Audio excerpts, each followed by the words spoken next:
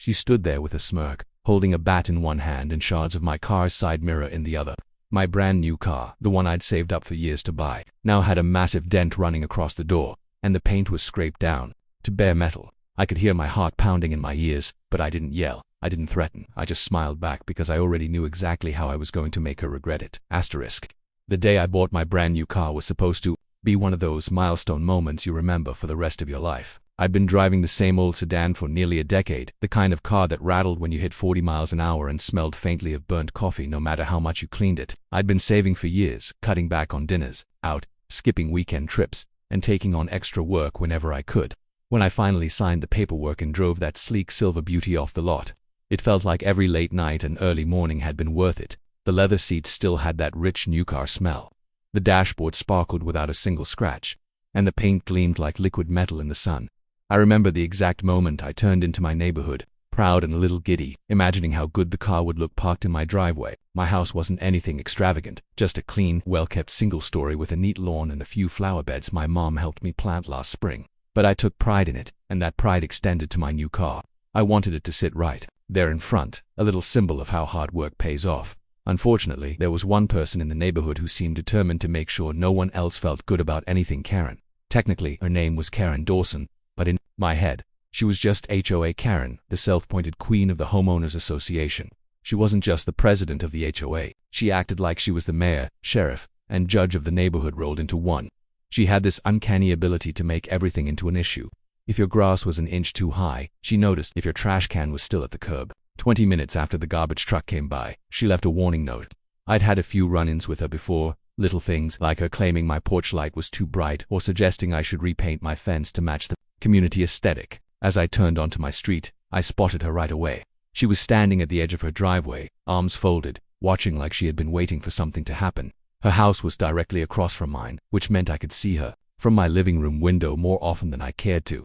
She had that stiff posture she always had when she was about to complain about something, and I braced myself for it. Sure enough, as I slowed to pull into my driveway, she stepped closer to the curb, narrowing her eyes at my car like it had personally insulted her.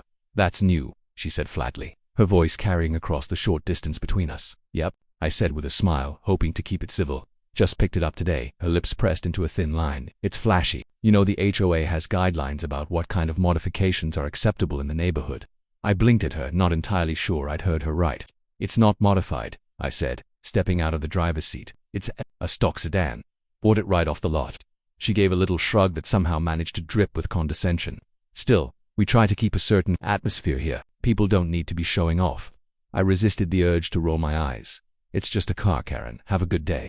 I walked inside before she could keep talking. I figured that would be the end of it, just another one of her attempts to micromanage the neighborhood. I didn't think much about it while I made lunch and settled into the couch to watch some TV every now and then. I'd glance out the front window and see her in her yard fussing with her flowers or talking to another neighbor. She always had this fake friendly smile when she spoke to people, but the second they turned away, her expression would harden again. I wasn't in the mood to get caught in another conversation, so I stayed inside. About 2 hours later, the sound of a sudden metallic bang outside jolted me upright. It wasn't the kind of sound you hear when a branch falls or a garbage can tips over. This was sharper, heavier, like metal meeting metal with force. My first thought was that maybe someone had accidentally backed into my car. I rushed to the window, and what I saw made my stomach drop. Karen was standing next to my car with a wooden baseball bat in her right hand. She wasn't holding it like she was about to swing again. She was holding it casually, like it was just some innocent garden tool. In her left hand, she held a chunk of plastic that I immediately recognized as part of my side mirror. The driver's door had a dent the size of a basketball, deep enough to warp the metal. Long, jagged scratches ran down the side, cutting through the paint and primer, exposing the raw steel underneath. I stormed out the front door, my pulse racing. "What the hell, Karen?"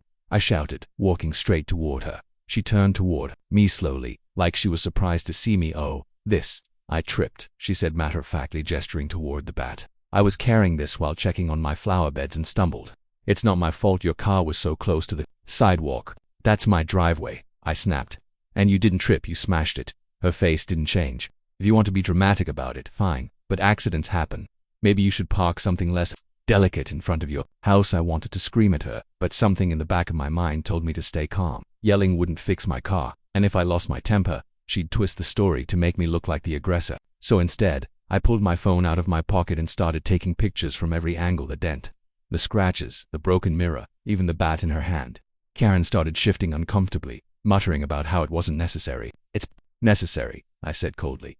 Trust me. She scoffed and walked back toward her yard, tossing the broken piece of my mirror into the grass like it was trash. I stood there for a moment, looking at the damage, my chest tightening with each detail I noticed. I'd had this car for less than a day, less than 24 hours, and it already looked like it had been in a street brawl. I knew I could call the police right away. I even considered it, but then I remembered something. Karen's white SUV was currently parked across part of the sidewalk on the opposite side of the street, angled just enough that it was technically blocking public access. I also knew she hadn't bothered to renew the HOA's parking permit sticker, which meant she was violating the same rules she always used to threaten everyone else. A different kind of idea formed in my mind, not revenge exactly, but justice. Quiet, immediate, and perfectly legal justice. I walked back inside, pulled up my phone's contact list, and called the private towing company the HOA used for unauthorized vehicles. I knew the owner personally, a guy named Rick, who once hauled my old car to the mechanic for me when it broke down. "Rick, it's me," I said when he answered. "Got an urgent one for you. White SUV, parked illegally on my street. It's blocking the sidewalk. Belongs to the HOA president." Rick chuckled. "Oh, this is gonna be fun. Give me 20 minutes. As I hung up the phone, I felt the tension in my chest ease just a little. I wasn't going to scream. I wasn't going to throw things. I was going to let her feel, in a very real and inconvenient way, what it was like to have something you care about taken away. And the best part, it would all happen before she even had time to brag about what she'd done to my car. Rick wasn't kidding about the 20 minutes. It felt like I had barely finished making myself a fresh cup of coffee when I heard the low rumble of his tow truck turning into the neighborhood. It was an unmistakable sound, heavy engine, air brakes hissing, and the faint metallic clink of chains rattling in the truck's bed. I stepped out onto my porch, coffee mug in hand, just in time to see his bright red rig rolling down the street. Sunlight bouncing off the chrome. Karen was in her front yard, crouched over her flower bed like she was in the middle of a gardening commercial, pretending not to notice me. But the moment she heard that tow truck's engine, her head snapped up. She saw Rick's truck, then followed the direction of my gaze right to her precious white SUV. Her posture stiffened instantly. Rick pulled up alongside the curb in front of her house and hopped out of the cab. He was a big guy, tall, broad-shouldered, and with the kind of calm, unbothered demeanor that came from years of dealing with angry vehicle owners. "That the one?" he asked, nodding toward her SUV. "That's the one," I said, keeping my tone casual. Karen was already walking toward us, her gardening gloves still on, a trowel clutched in her right hand like a weapon she might use if pushed far enough. "Excuse me," she said sharply. "What do you think you're doing?" Rick gave her a polite but detached smile. "Ma'am, your vehicle's parked over the sidewalk. That's a violation of both county code and your HOA's own parking regulations. I've been asked to remove it." Her face flushed pink. "But who?" I raised my hand slightly. "That would be me." Karen whipped her head toward me like she couldn't believe I'd dare speak up. "You can't have my car towed. This is harassment. I'll have you fined." "Actually," I said evenly, "this is just me enforcing the rules you love to enforce on everyone else. And unlike your little notes about porch lights and mailbox paint, this one's an actual safety hazard, blocking a public walkway. That's a fine plus towing." Rick didn't wait for her approval. He was already lowering the truck's hydraulic arm. The metal clunk of the equipment hitting the asphalt echoed down the quiet street. Karen's voice went up an octave. "You can't just stop. That's private property." "Your driveway's private property," Rick said calmly, looping the tow straps around the SUV's rear tires. "The sidewalk isn't. And your HOA rules make it real clear I can tow any vehicle that's blocking access." She turned back to me, dropping the fake politeness entirely. "You're doing this because you're mad about your little car. This is revenge, and it's pathetic."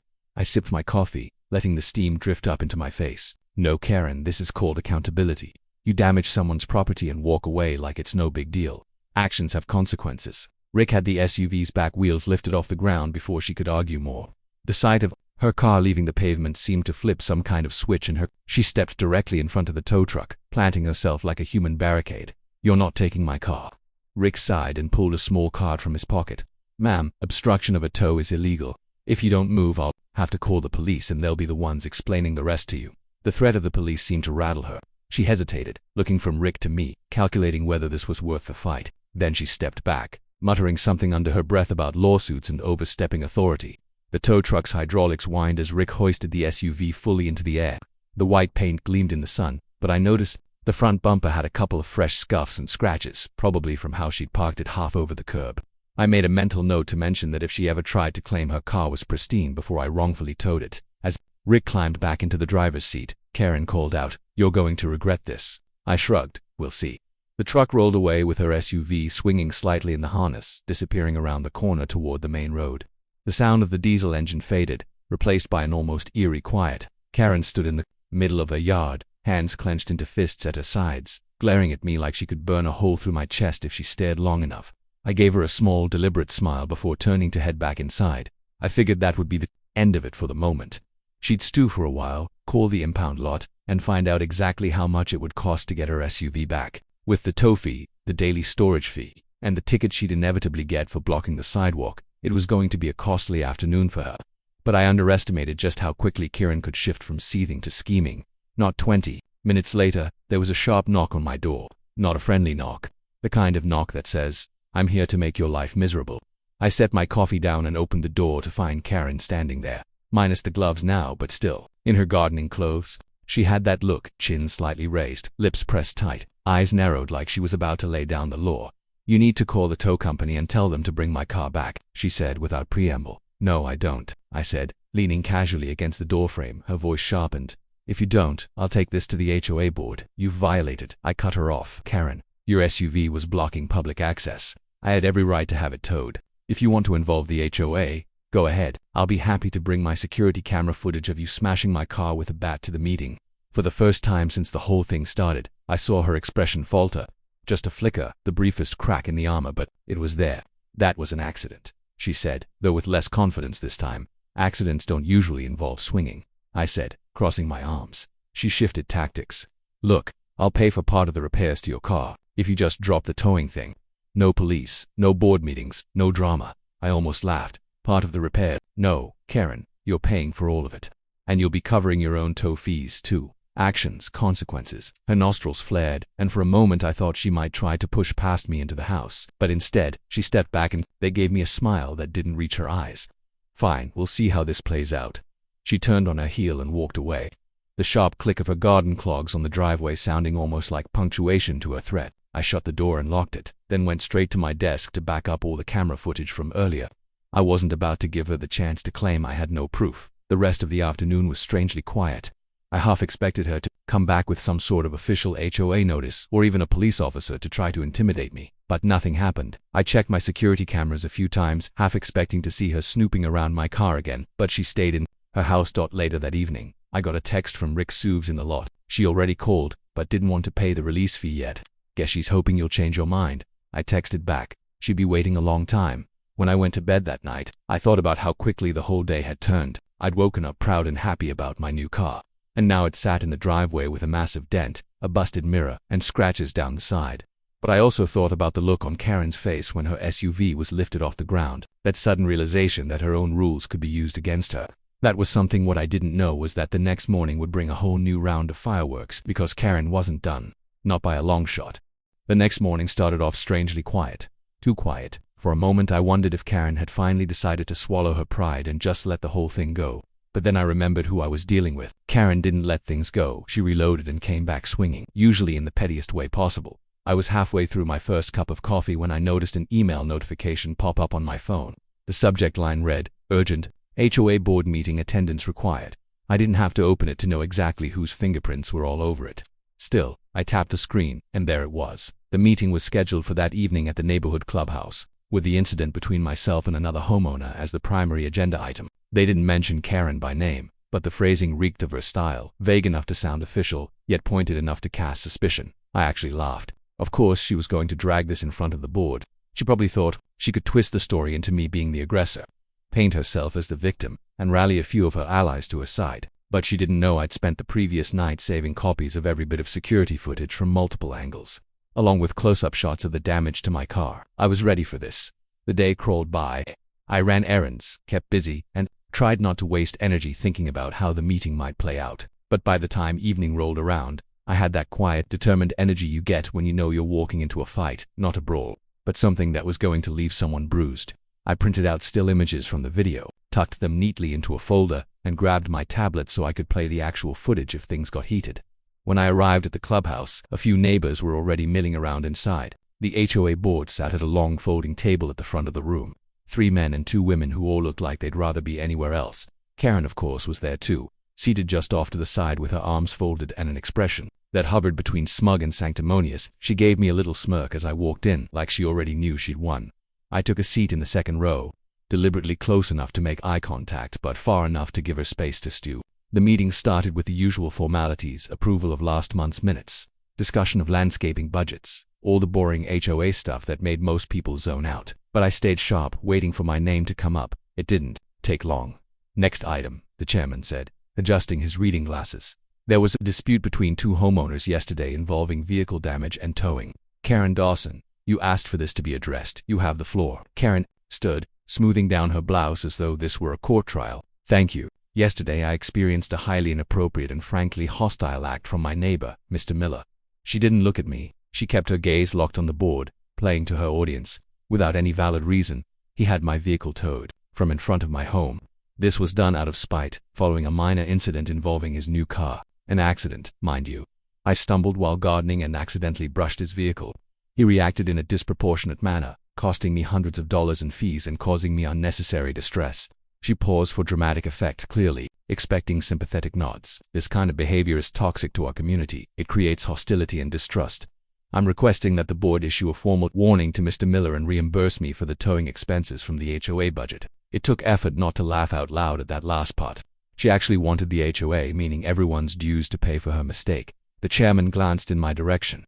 Mr. Miller, would you like to respond? I stood slowly, taking my folder with me, and walked to the front. Yes, I would. I set the folder on the table and looked directly at the board. First of all, Karen's leaving out a few important details. I tapped my tablet, and the screen lit up with a paused frame from my security footage. Karen, bat in hand, standing right next to my car. This is my security camera from yesterday afternoon, I said. Before you hit play, I'll explain. I bought my car less than 24 hours before this happened. You'll see Miss Dawson standing next to it, holding a baseball bat, after deliberately striking the driver's side. The sound of impact is audible, and you'll see her remove the side mirror with her hand. This was not a stumble. It was vandalism. It was vandalism. Room was dead quiet except for the faint hum of the air conditioner. I hit play. The video rolled. Karen walking toward my driveway, glancing around, gripping the bat, the swing, the loud metallic bang, the mirror falling, the smirk gasps rippled through the room. One of the board members actually leaned forward with her mouth open. Karen's face turned crimson. That's taken out of context, she blurted. I held up a hand. I also have close-up photos of the damage taken immediately afterward, and for the record, her SUV was parked illegally across a public sidewalk when I called for the tow. Both the HOA's own bylaws and county code allow for immediate removal of any obstruction. I used the same rules she's threatened other neighbors with for far less. I handed the printed stills to the chairman. He flipped through them, his frown deepening with each page. This damage isn't minor, he said finally. No, I agreed. The repair estimate is just over $2,300. I've already filed a police report. I'm not asking the board for anything except to acknowledge that I acted within my rights regarding the towing, and that the real issue here is Ms. Dawson's conduct. Karen's voice pitched higher. He's twisting everything. That footage doesn't prove intent. I could sue for defamation. Defamation is when someone lies about you, I said, keeping my tone level. I'm just showing everyone what actually happened. The board murmured among themselves for a moment. Finally, the chairman cleared his throat. Given the evidence presented, the board finds no violation on Mr. Miller's part regarding the towing. As for the property damage, that's a legal matter between the two of you. But the board cannot ignore behavior that disrupts the community. Ms. Dawson, your actions were inappropriate, and we will be discussing your status as president. That last part hit her like a slap. Her mouth dropped open. You can't just— Yes, we can, another board member interrupted. We've had multiple complaints about your handling of situations in the neighborhood. This is just the most serious one yet. The meeting wrapped up quickly after that. Karen sat frozen in her chair, glaring at me like she was memorizing my face for some future act of revenge, but I didn't care. I'd said my piece, shown my evidence, and won in front of everyone. As I left the clubhouse, a couple of neighbors I barely knew gave me quiet nods of approval. One even muttered, "About time someone stood up to her." When I got home, I felt lighter. Not because the car was fixed, it wasn't, but because the power dynamic had shifted. Karen wasn't untouchable anymore, and by the looks of it, her reign as HOA president was on borrowed time. The morning after the HOA meeting, I thought I might finally get a little peace. Karen had been humiliated in front of the board. The neighbors had seen proof of what she'd done, and her precious SUV had cost her a nice chunk of change to get out of the impound lot. If she had any sense, she'd lay low for a while. But Karen didn't operate on sense. She operated on pride and spite, and when someone like her takes a hit, their first instinct is to hit back harder. It started small. That same morning, I found a fresh HOA violation notice tucked under my front doormat. According to the letter, my trash can had been left visible from the street for too long after pickup day. I had rolled it back into place an hour after the garbage truck came, which was well within the HOA's 24-hour allowance. She was fishing, trying to rack up little infractions to make me look bad.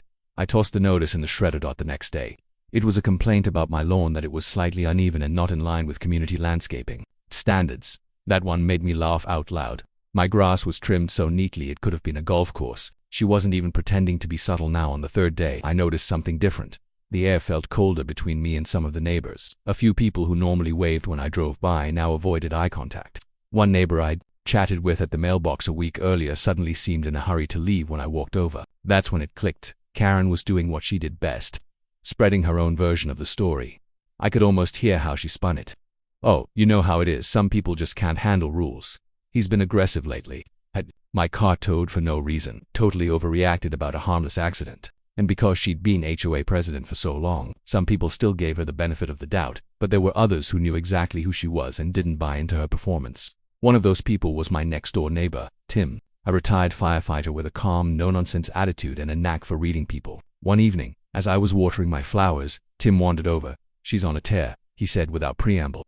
"Saw her talking to the Jacksons earlier. Laying it on thick about how you're unstable and dangerous." I smirked. "Dangerous, huh? Guess my garden hose must be scarier than I thought."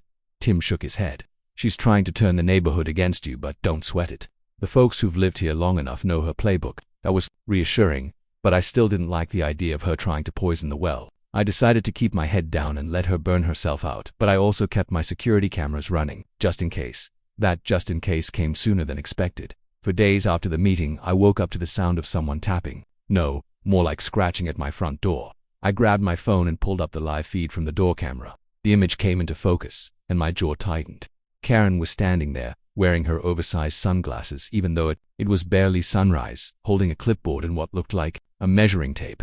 I opened the door just enough to speak through the crack. "Can I help you?" She didn't flinch. "Routine property inspection, HOA business." I let out a short laugh. "You're not HOA president anymore, remember? And even if you were, you'd need to schedule inspections. So unless you've got a warrant, get off my porch." Her mouth twitched like she wanted to say something sharp, but instead she stepped back. "Fine, but don't say I didn't give you a chance to fix things before the board hears about them." I closed the door, but my cameras kept recording as she walked away and then casually snapped a few photos of my house from the sidewalk. By this point, I knew she wasn't going to stop until she either won or got bored, and people like Karen didn't get bored as Ellie. She thrived on tension. The more I ignored her, the more she'd escalate. Sure enough, 2 nights later, the real stunt came. Around midnight, I woke to the faint but unmistakable sound of my car alarm blaring. My heart jumped as I threw on a hoodie and ran outside. The silver sedan was sitting in the driveway, hazard lights flashing, horn blaring, and the driver's side door had a fresh smear of mud across it, like someone had run their dirty hands along the paint. Karen was standing at the edge of her driveway, arms crossed, pretending to be an innocent bystander. "Something wrong with your car?" she called out, her tone dripping with fake concern. "Not unless you count vandalism," I shot back. "Maybe it wouldn't happen if you didn't make enemies," she said, loud enough for the quiet street to hear. Then she turned and went inside. I didn't even bother engaging further. I just went straight to my security system and pulled the footage. The infrared night vision showed everything in crisp black and white. Karen walking across my lawn, smearing the mud, then stepping back and leaning on her fence like she was watching the alarm go off for entertainment. That was the breaking point. I'd given her chances. I'd ignored her petty letters and whispered gossip, but the fact that she was now deliberately coming onto my property at night to mess with my car again crossed into territory I wasn't willing to tolerate. The next morning, I drove straight to the police station with the footage on a USB drive. The officer at the desk listened quietly as I explained, nodding occasionally. When I finished, he said, "You've got solid evidence. This is trespassing and harassment. We can file a report and issue a formal warning.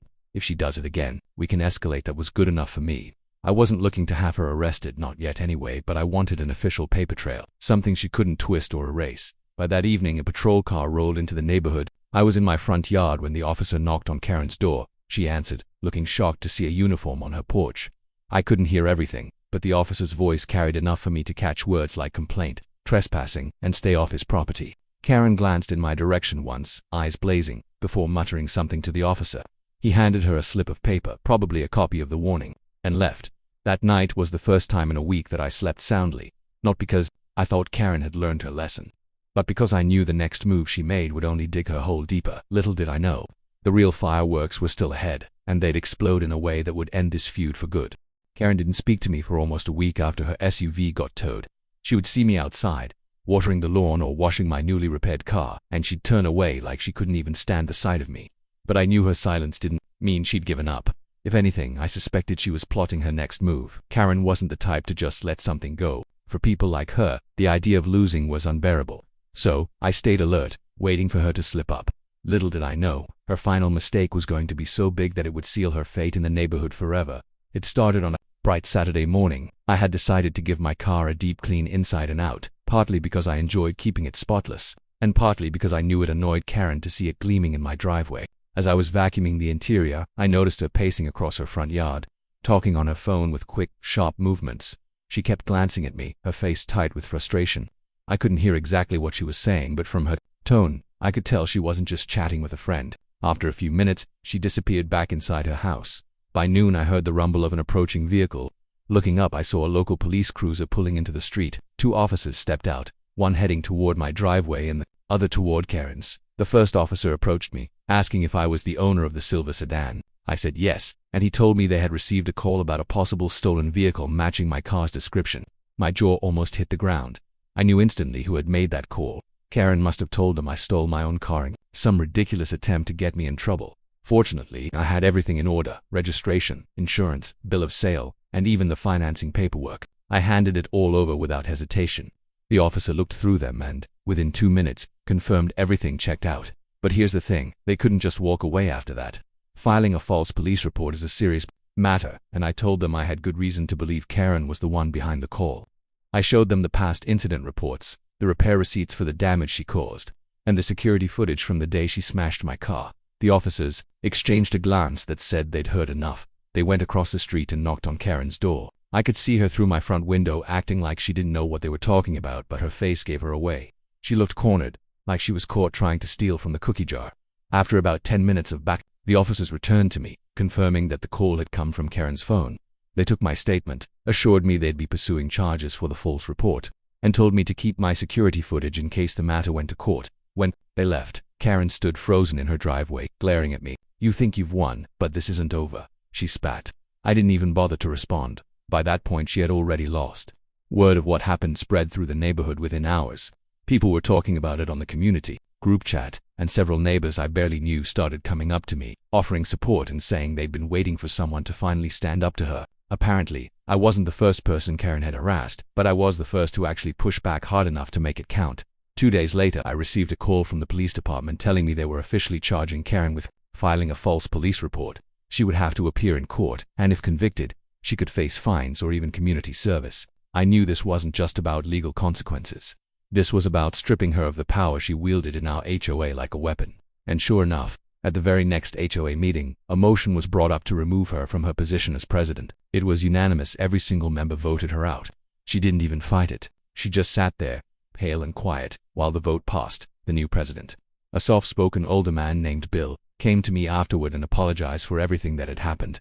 He admitted they'd let Karen run wild for too long, and now they were going to make changes to prevent this kind of abuse of authority in the future. It felt good to know the neighborhood was finally waking up. Karen, on the other hand, became a ghost. She stopped attending meetings, rarely came outside, and when she did, she avoided eye contact with everyone.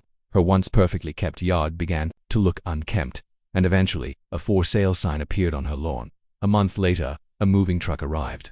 She was gone before anyone could even say goodbye. Not that anyone wanted to. I stood in my driveway the day she left, watching the truck disappear around the corner. My car sat beside me, shining in the afternoon sun, looking as perfect as the day I bought it. I had spent weeks dealing with her pettiness, her lies, and her arrogance. But in the end, I didn't just win, I took back my peace. Karen had tried to control me, intimidate me, and even destroy something I worked hard for. But all she really did was destroy herself. As I went back inside, I realized something. People like Karen rely on others being too afraid to fight back. The moment you stand your ground, their power crumbles. And sometimes, the sweetest revenge is simply watching them pack up and leave. If you enjoyed this story, head over to my YouTube channel, Bright Reality, for more real-life stories like this. Don't forget to like, share, comment, and subscribe.